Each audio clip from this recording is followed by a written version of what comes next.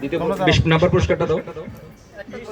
হ্যাঁ ওই যে দেখি তুমি নাম পড়ো।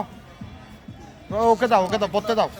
হ্যাঁ তোমরা বাবুল হজ কেবলার পুরস্কারগুলো সবগুলো অত্যন্ত চমৎকার এবং অত্যন্ত দামি এবং আমাদের মানে পারিবারিক কাজে রাখবে এরকম। আর বিশেষ করে এই টসটা আসলে 20 নম্বর পুরস্কার, এই টসটা আসলে বিশেষ করে লাগবে রাতের বেলায়।